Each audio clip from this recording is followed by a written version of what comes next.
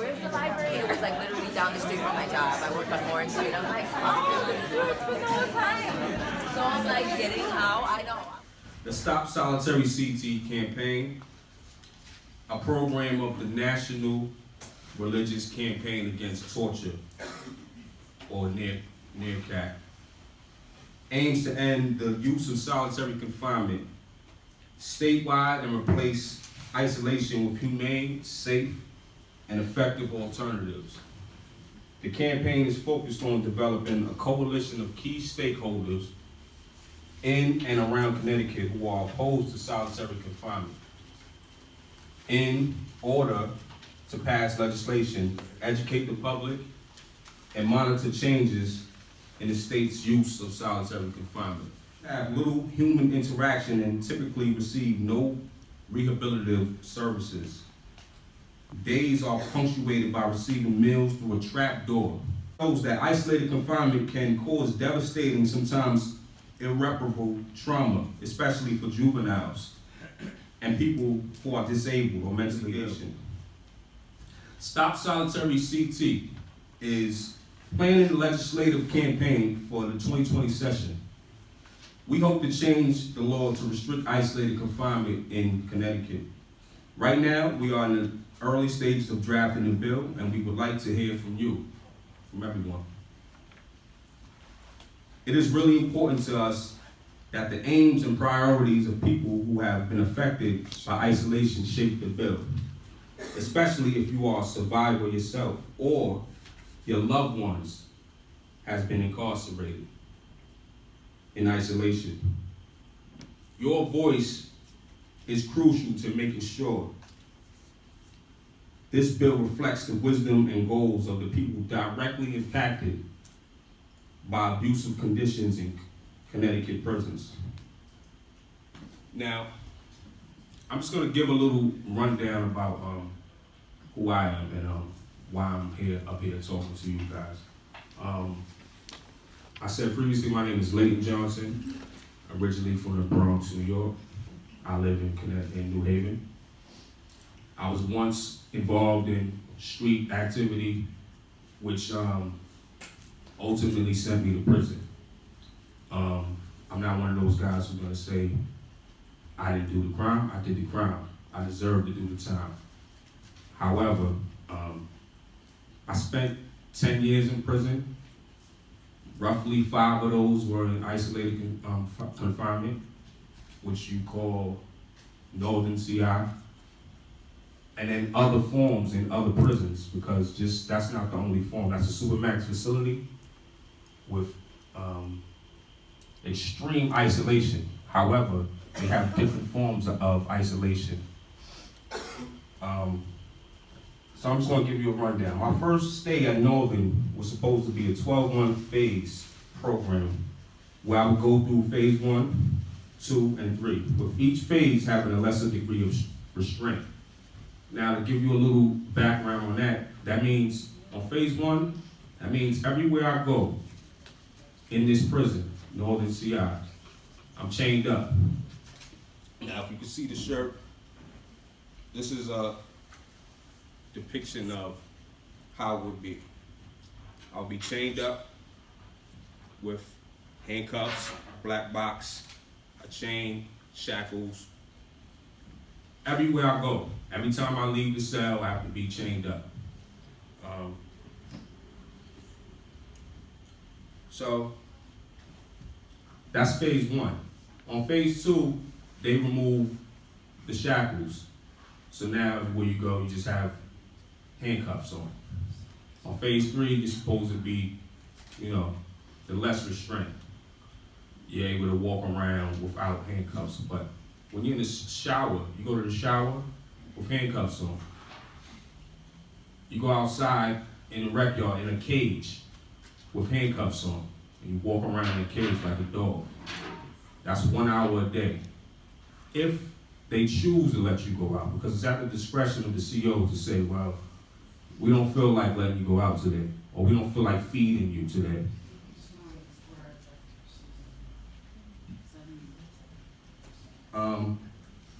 It was the worst thing I had ever experienced in my entire life.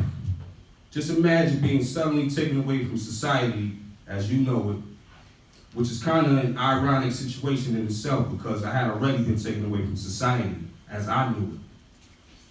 Population had become my new world and dumped off into a world of chaos. That's the only way you know how to describe solitary confinement. A never-ending cesspool of destruction, despair, hopelessness, filth, constant noise, visual disruption, maze-like atmosphere, violence, hate, death, loneliness, dehumanization, boredom, mental health breakdowns, humiliation, and so on and so forth. That was my first day. I went back I got into a fight, and I was supposedly had pushed the CO in the midst of being sprayed while I had to fight. I had to fight. I was sprayed immediately. I wasn't told to stop fighting. I was just sprayed with mace. So I was still in fight mode. Whoever was grabbing me, I was pushing them off of me. I was charged with assault on DOC, sent back to Norwood. Once again, I had to deal with the extractions on a daily basis, with the CERT team, or the Turtles, as they call, because of their helmets and riot gear. The unending screaming, yelling, arguing, banging, rapping, singing, crying, laughing, talking through the vents, or through the plumbing system in our sinks, because that's how we communicate, because you're isolated from everyone. So you have to communicate through the sink to talk to someone. The gang wars, the disrespect on all levels from staff and also from other inmates who you cannot even get to because you're isolated from everyone. The loss of mail on a consistent and ultimately expected basis. The loss of grievances you file when you've had enough of the violations of your rights.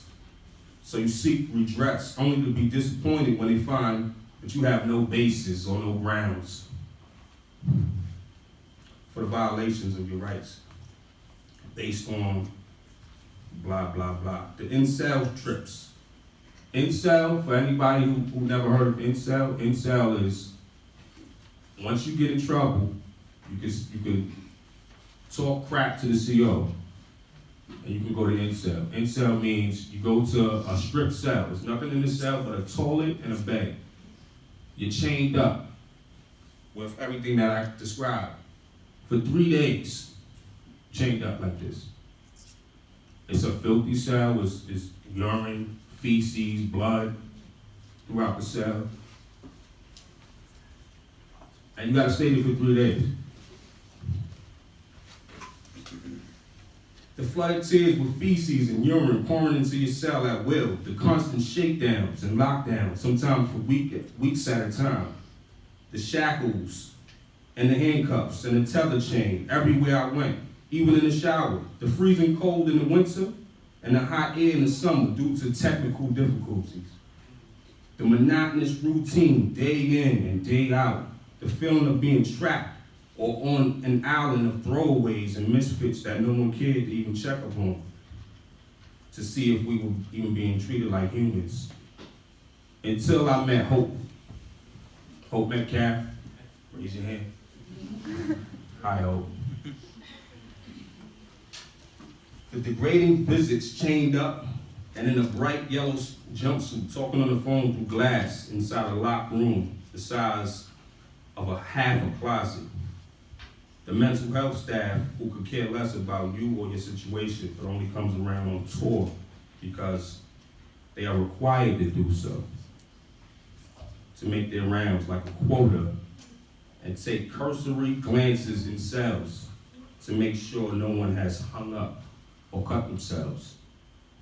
Imagine being next to someone who hangs up and kills themselves because they can't take it no more. And you see this on a regular basis. And death has just become regular. Therefore, making their job hard because then they'd have to actually do some work. The slop food that we were given on a consistent basis that was questionable to say the least, and damn right ineligible.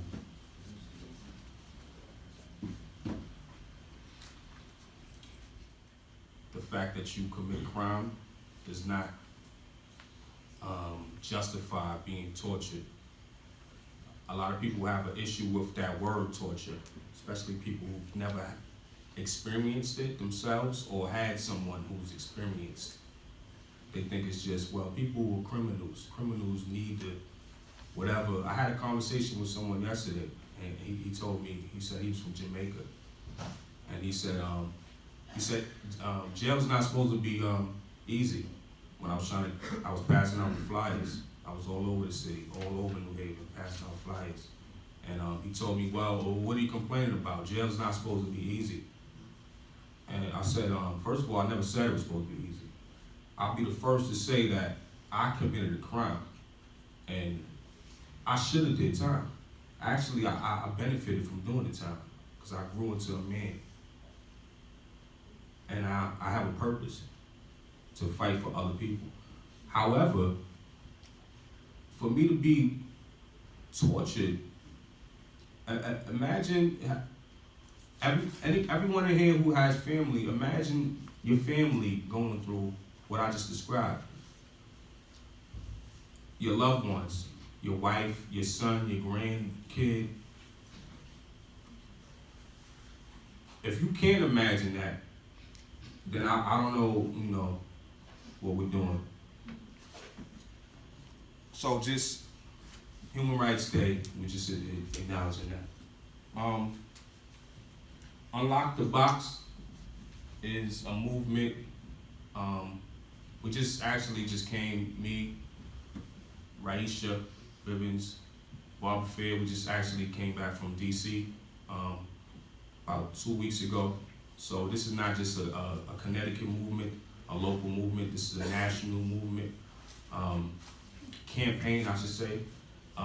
We connected with 11 other states who are actually, they already put together legislation, passed bills, or they're in the process. So it was a 3-day conference of us, 3-day conference of us, a congressional briefing, as well as just us strategizing on how to do effective legislation. So the action items that need to take place is people need to contact the Judiciary Committee. Because part of what we're putting in our bill is we need independent oversight of whatever bills that are pushed. If the DOC is in charge of doing investigations and oversight of, violations, you already know what's gonna happen. You need someone who's independent and unbiased, a committee or whatever you wanna call it, to do actual oversight to make sure that whatever is the legislation is pushed, that it's actually being implemented and adhered to. So we're asking people to actually contact the legislators, actually need some action. We also have a petition that people could sign, and you can sign up to volunteer as well, so that you can be part of this movement in whatever way that you see fit. Because we all have, things that we can bring to the table.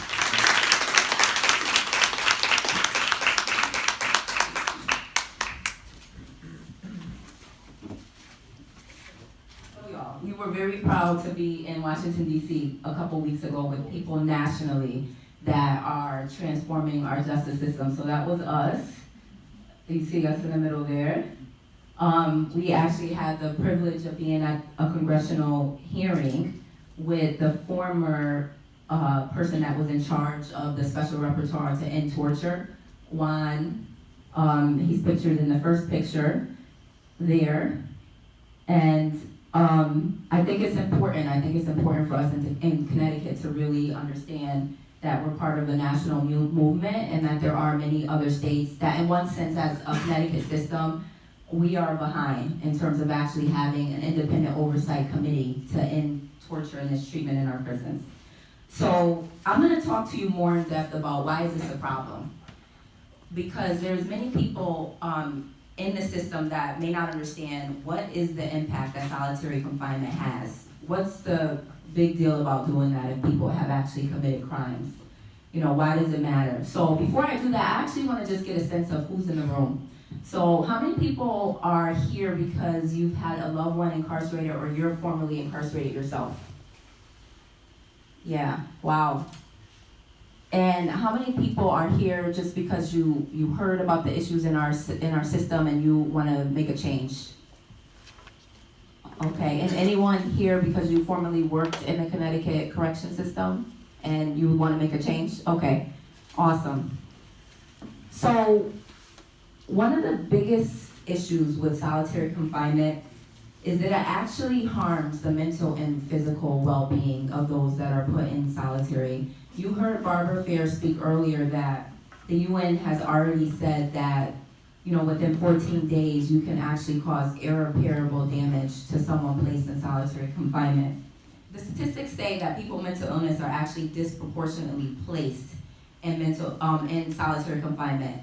And that makes a lot of sense because if you have a major mental illness, you just don't understand you may not understand how to follow prison rules. Or if you're having hallucinations or symptoms already of mental illness, you're not necessarily in touch with reality. And as I shared earlier, one of the reasons I got engaged and involved was to help my brother, who has been incarcerated 2 years pre-trial, and who has spent time in solitary confinement. The other thing is that people who go into solitary confinement, when they go in and they don't have any mental health issues, it could be as early as within 7 days that they start to show some of those signs and symptoms of mental illness. And some of the things that they may experience are, you know, they may disconnect with reality, they may have hallucinations, delusions, problems sleeping at night. There's actually research indicating that there's lower levels of brain function and there's a decline in EEG activity after only 7 days in segregation. So we are actually causing people who are otherwise well to become insane by these conditions. The other staggering fact is that people who are actually in solitary confinement, they're actually 33% more likely to commit suicide, right? And one of the things that I also want to address is that, you know, from a correction standpoint, I can understand how, you know, when there's things that happen in the prison and people are considered dangerous to others, that this has been something that's been in place for years. In fact, you know, it was started in the 19th century by the Quakers, and it has been taken to the extreme in our prisons. But one of the things I want to debunk for not so much you guys, because you're educated, but one of the things I want to put out there is that it actually makes prisons less safe, and it actually makes our communities less safe. Research shows that people who actually are in solitary and they're released directly back to the community, the rates of recidivism are higher, right? I think somewhere on one of these slides it says they're like, no, it's not I believe it's like 65% more likely to return to prison for those released directly from solitary into the community. And how many people are familiar with the Kalief Browder story, where this gentleman was incarcerated, I believe it was for almost 3 years for allegedly stealing a backpack. He spent majority of his time in solitary confinement, and really quickly upon his release, he actually committed suicide. And then, I don't know how soon it was after that, but then his mother died, right? And that's no accident, because when people are incarcerated and they're in solitary, it not only impacts the person in solitary, but it impacts their families. There's many states around the country who have developed alternatives, and they've just actually reduced the time that people are in cells, period. Some of the states are Colorado, Idaho, Maine, Mississippi, Nebraska, North Carolina, North Dakota, Oregon, and Washington. They actually found, well, specifically in Colorado, what happened when they reduced the in-cell time for those incarcerated is that the violence dropped by almost 80%. It almost dropped by 80%. And then in Washington, it fell by about 50%. So in my spare time, other than this, I lead a leadership program, and one of the things that we speak about is that people show up based on the listening that you have of them. And if you have a listening of people that they're inherently violent, that they're inherently criminal, that they're inherently bad, that has them actually continue to live into that future. And when you transform how you listen to people around you, they actually have room to show up. So that data makes a lot of sense, or to show up differently.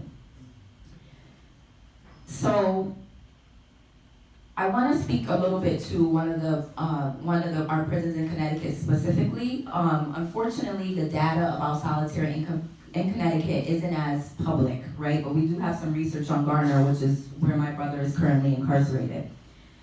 So one of the things that became clear from the data is that solitary confinement in Connecticut, it disproportionately targets people of color. So I'm going to give you a snapshot for Garner. There are more than 80% of people of color are in solitary. 50% of the population in Garner who's in solitary is Black. 30% are Hispanic. 12 people were under the age of 25. 40% were, by DOC's definition, they had a major mental illness such as schizophrenia, bipolar, etc. And at Northern, which is the Supermax prison in Connecticut, in the same month, of the 50 people held there, 82% of the facility was composed of people of color. So this is perpetuating institutional racism. It's perpetuating slavery, which we know is still legal in prisons.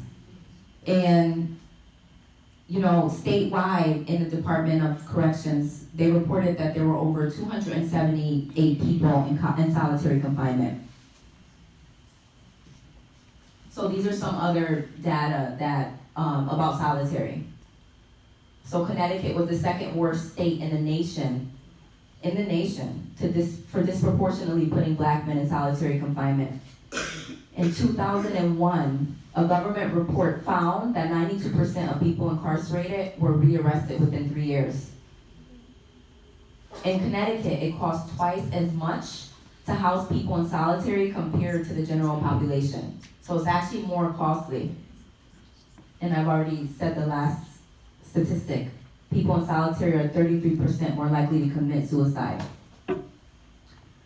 So this is some research I did myself, because one of the things that we also want to transform through our bill is just the culture of the isolation that exists in our prison system, period.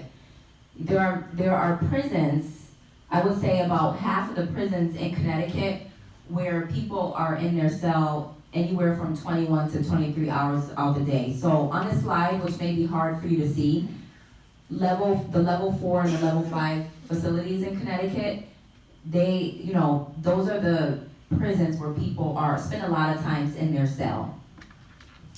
And let's see if I can read it. So in the level 4 facilities, there's 6,574 people. Unfortunately, I wasn't able to get the in-cell time for every place, but I know Garner in particular, 21 hours out the day, right? And then we've already spoken about Northern, right? At least 23 hours out the day, and when they get out of their cells, many times they're still shackled and in a cage. Any questions about what I've gone over so far in my conversation about solitary? The American Civil Liberties Union is supposed to represent and implement the Americans with Disabilities Act, which I'm one of those. But here's the thing. The state legislature are appointing the commissioners of corrections who hire complex wardens to implement the administrative directive.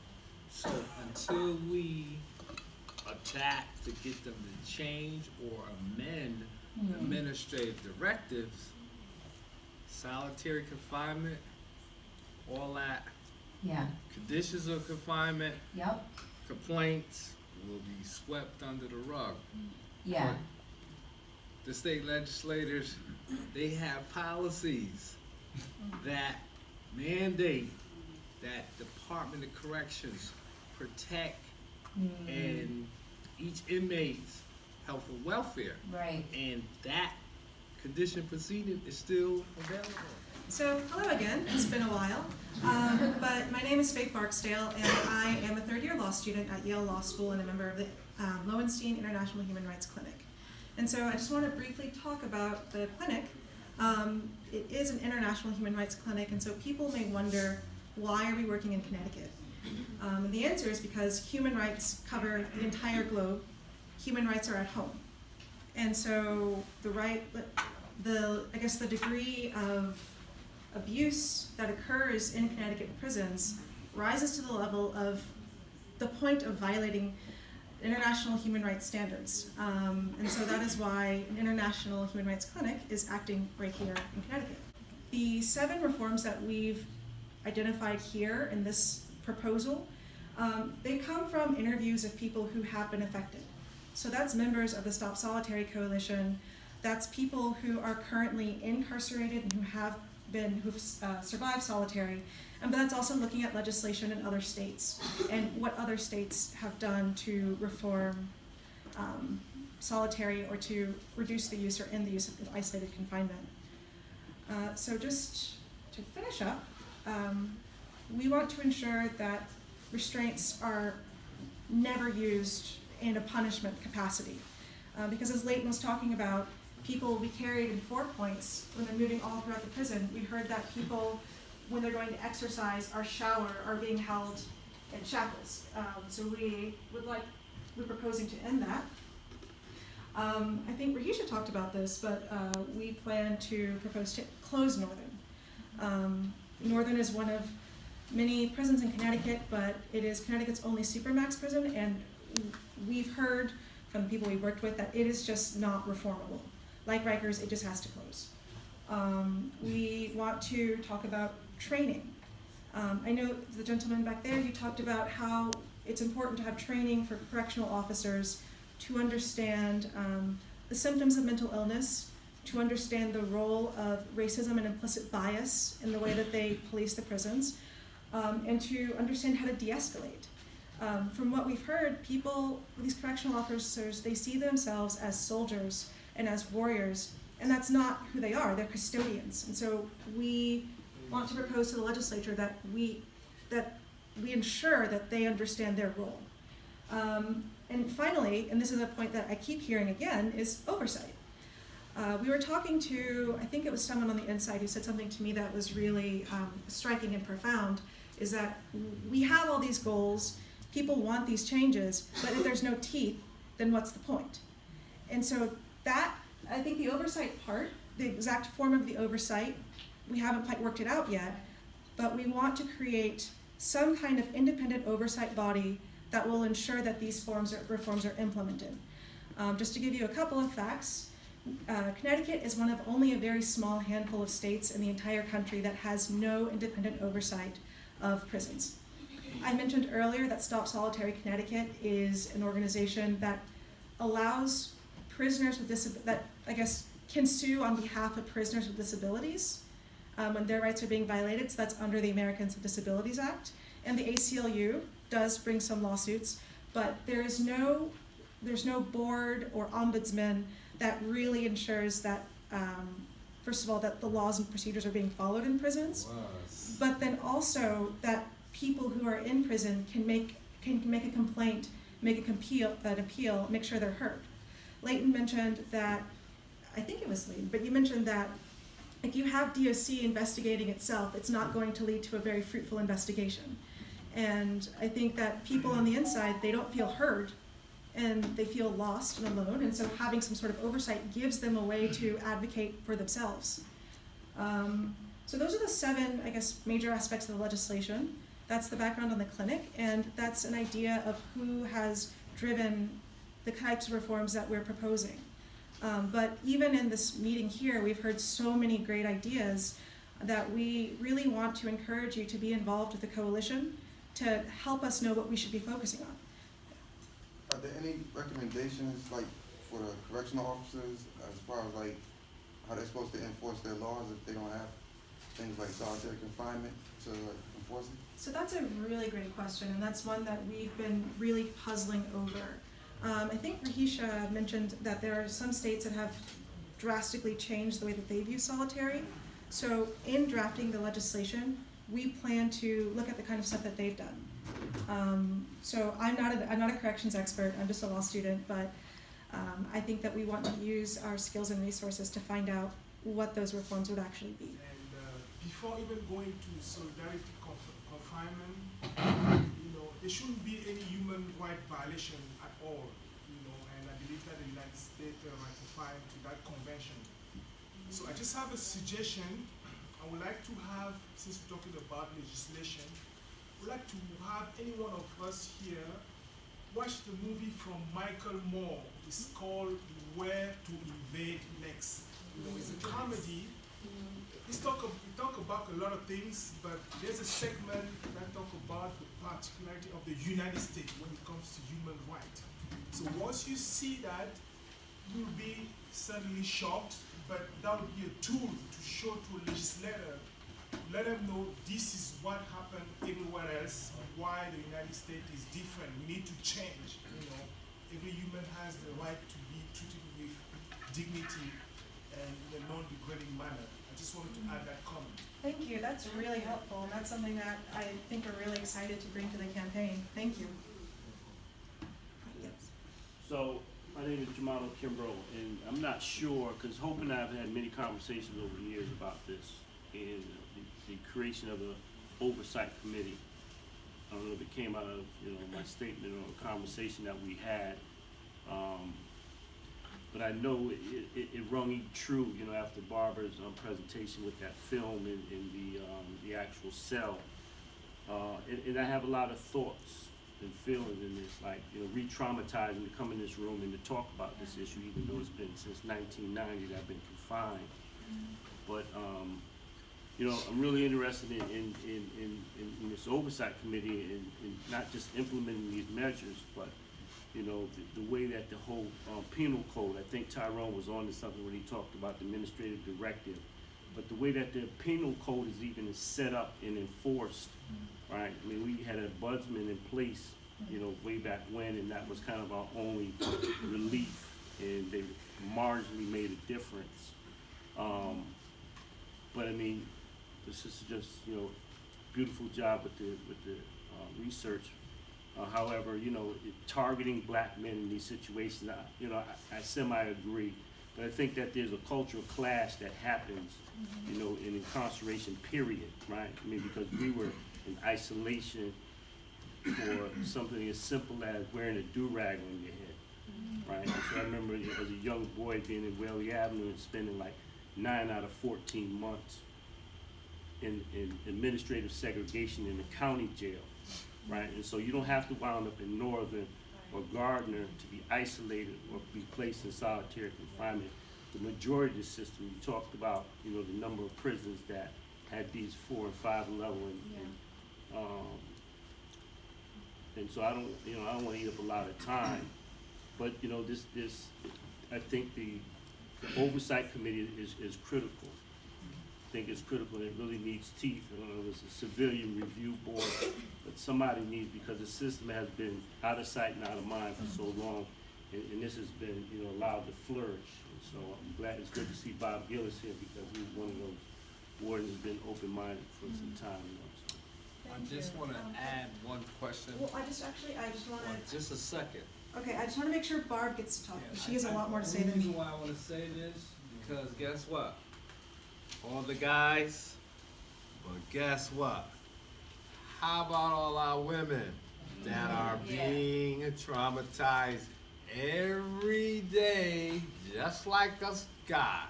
Yeah. And we're sitting here, I guess one step at a time, but hey, let's don't forget those sisters up there in Niantic. Yeah. That's, it would behoove me not to mention it.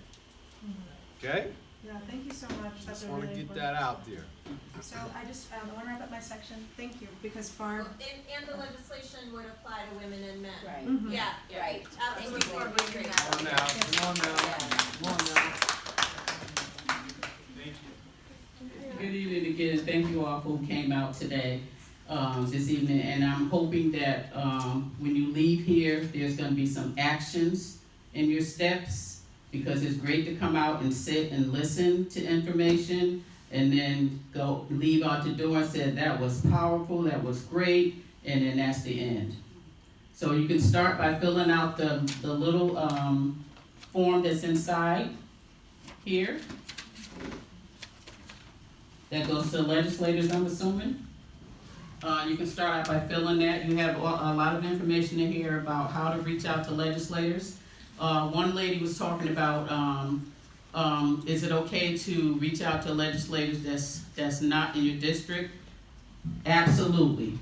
There are some legislators that we don't worry about, like Gary Winfield, Robin Porter.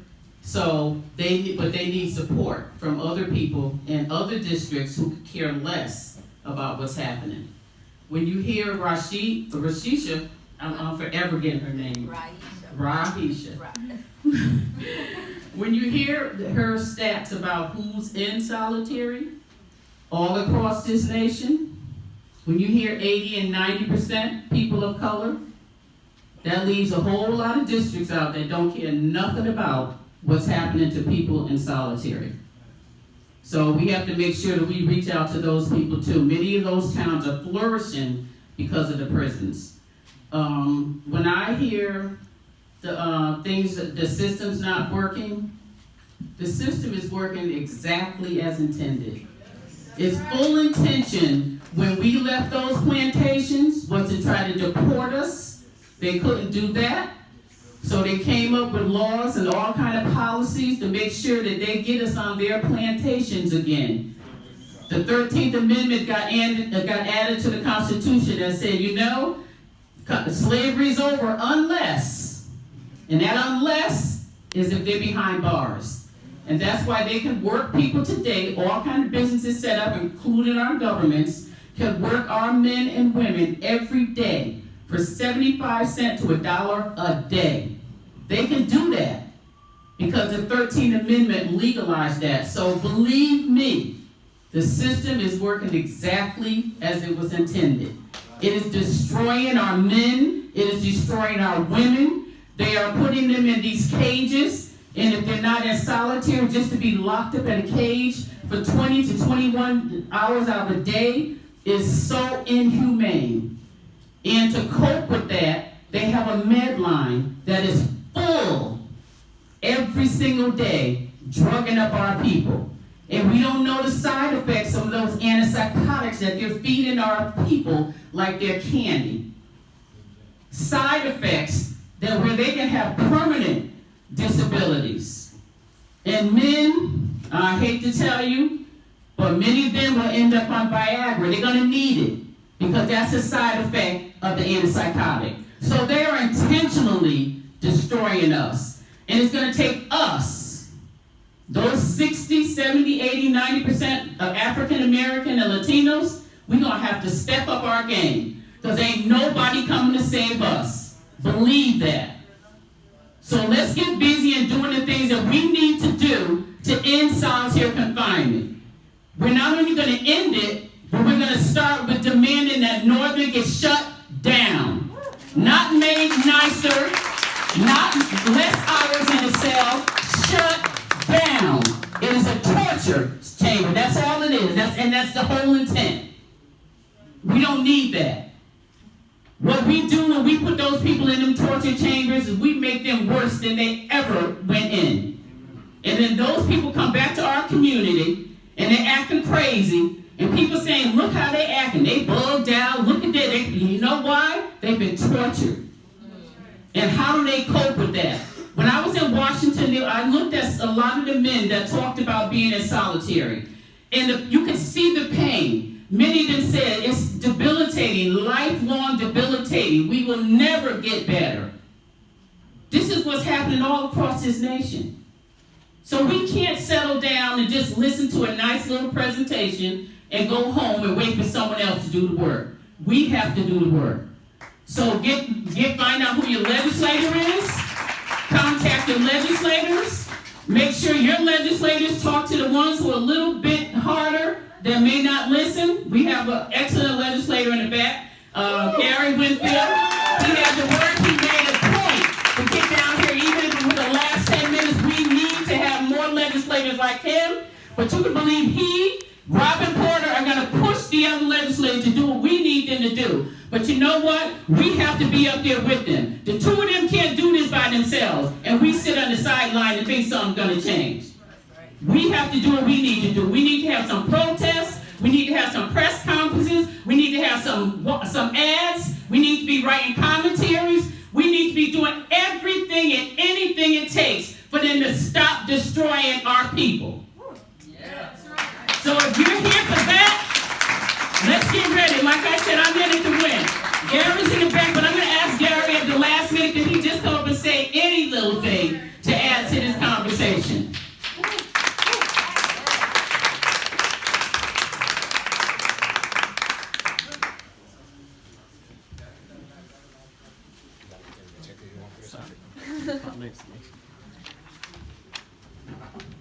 How y'all doing?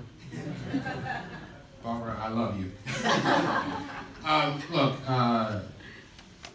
the way the legislature works, we have 2 different years. The first year is the easiest year to get anything moving. The second year, which is the year we're going into, is the more difficult year. And so Barbara's call to action, to getting involved, to talking to people, to making sure that they know beyond, if you're here and you gotta contact your legislator and it's me, don't spend your time on me. Find some friends who live in districts that are a little further away from here and get them to go talk to their legislators. If it were left up to me, we'd have had this done. That's right. But it's not left up to me. I have something to do with it, but it's not left up to me. And so we have a lot of legislators who just don't get it, right? We have the opportunity, we have the privilege to do amazing things. We have the opportunity to go into all the prisons and jails. We don't take those opportunities generally. So we only know what we hear, for the most part. We don't know what it is to be there. You've got to get other people to impress upon people in the districts of legislators who have opposed us for a long time to push on them, to make this a real thing for them, to make it so that at the very least they allow for the bill to come up, because this bill doesn't have to even come up. That's the way it works in this session. And so the first hurdle is to get it so that the bill actually comes up. Now, I'll be in the meeting when we're having the discussion about it, trying to get the bill up, but the bill doesn't have to come up. I wanna let you know how kind of crazy this is. So did you talk about the cell that we brought? Yeah, A couple of years Allie ago? talked about it. No, talk back. So we bring this cell to, actually it was here first, and then we bring the cell up to the Capitol. And these legislators who are fine with putting people in the cell, how they put them in there 24 hours if they could, fine with putting them in there for 23 hours a day. Watch this thing happen. Watch it get put together. They know how this thing is constructed. They know that if they go in, they can open the door because there's no lock on the door. I think it's about 12 or 15 minutes is the most that any legislator besides myself spent in that solitary confinement cell. And the reason wasn't because they had to go somewhere. The reason was because they didn't want to be in that cell. And so they have the power to decide how long other people stay in that cell, and they're fine with them being in there 23 hours. They didn't do 10 minutes, most of them. They didn't do 30 minutes, any of them. Certainly didn't do 1 hour. They don't get it. I'm gonna tell you something else that happened when we did it. So I decided, I had this brilliant plan. I was gonna go in the cell and stay in the cell for 23 hours. They pulled me out at 4. They couldn't watch a colleague sit in a cell, but they put people in there. They don't get it. And so we have to help them get it. So if you know somebody who lives in another place that's not New Haven or Hartford or Bridgeport, that might have a legislator that doesn't get it, your job is to get that person, to get them to understand that we need this bill. That's the mission. So that's all I got unless somebody has a question. All right.